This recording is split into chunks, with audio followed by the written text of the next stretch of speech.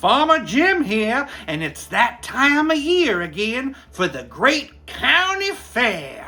And I'm so excited to submit another pie recipe so I can get a blue ribbon. I learned this vintage recipe from my great-grandma Gertie, and I'm going to show you how to make it. It's a Southern coffee cream pie. Grab a pot.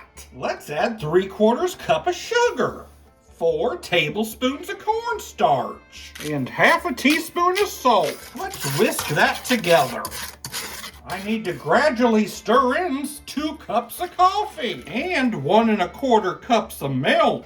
I'm going to cook this over a medium heat, stirring constantly until it begins to thicken and bubble. It's definitely thicker. I have 3 egg yolks here.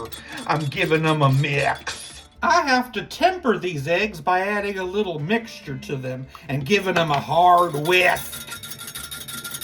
Pour into the pan and allow to cook for 2 to 3 minutes. Stir it constantly.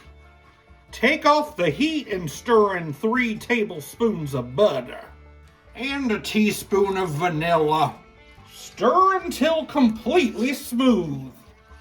This is going to get poured into a baked and prepared pie crust. I'm just going to cool this on the counter for 30 minutes, and then I'll stick it in the fridge for 4 hours. It has set a little bit. Let's top it with some whipped topping and sprinkle on some chocolate chips. Here it is.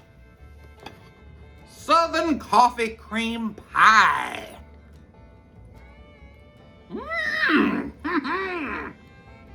I love that coffee flavor. It is sure to win a blue ribbon, I think. I'd give it an 8.2 out of 10. What kind of pillar cannot hold up a building? A caterpillar.